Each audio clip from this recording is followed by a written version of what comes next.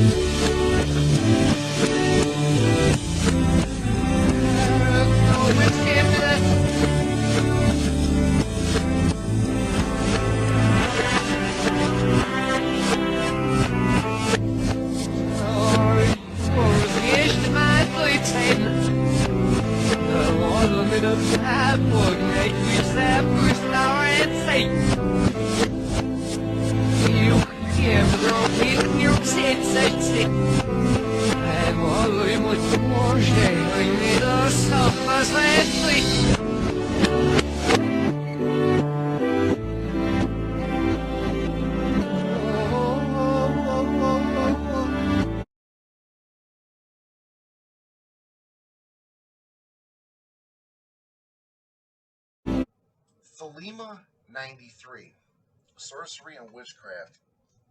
Here is where the video is going to get extraordinary.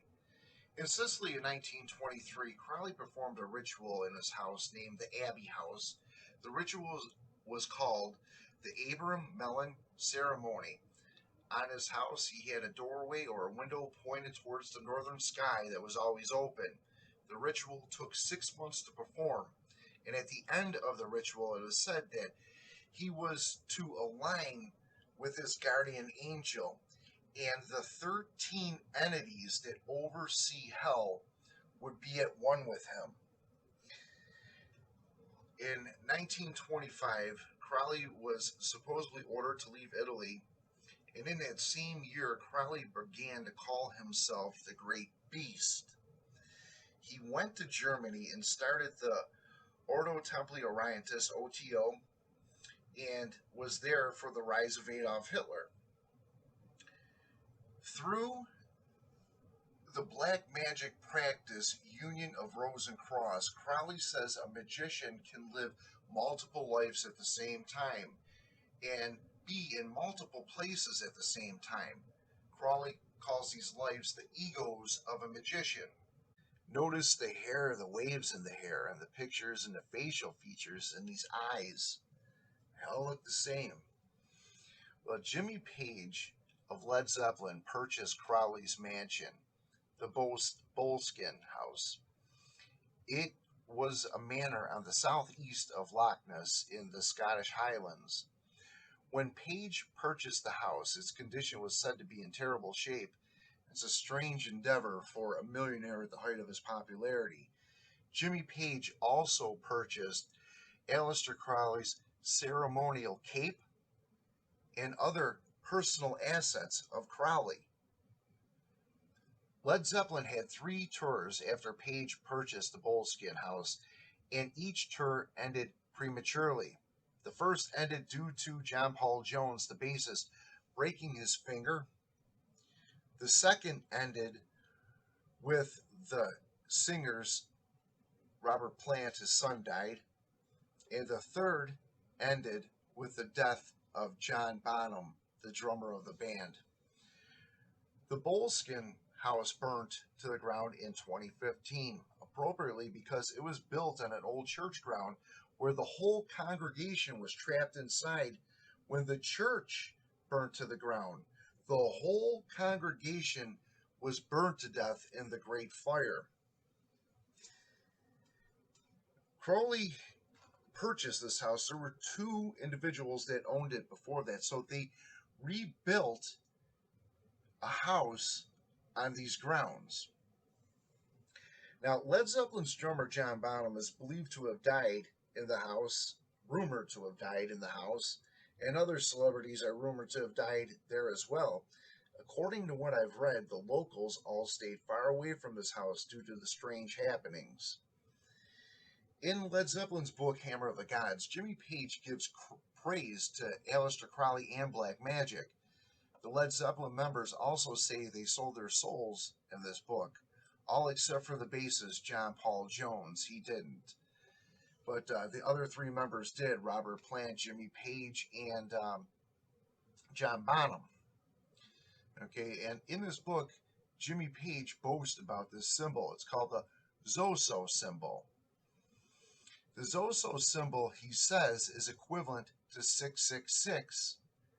Now, the Zoso symbol is an example of numerology and symbolism. It is both a name and a symbol. To a magician, this means great power. Another story about Jimmy Page involves a band called Eddie and the Hot Rods. Eddie and the Hot Rods were an up-and-coming band from London, England, until they posted an album cover at the height of their popularity. And the album cover was with Aleister Crowley with Mickey Mouse ears. Eddie and the Hot Rods toured the United States with the Talking Heads and the Ramones. The Ramones in 1976 and the Talking Heads in 1977. In late 1977, they released this album called Do Anything You Want to Do, a spin-off of Crowley's Do What Thou Wilt, Shall Be the Whole of the Law. Well, the story goes, Jimmy Page saw the album cover and became very angry, and the band Eddie and the Hot Rods believes that Page cursed them. Eddie and the Hot Rods said weird things began to happen to them on the tour, and they blamed Page. The band started in 1975. A year later, they toured the United States in 1976, but by 1979, their label dropped them, and nobody else would sign them.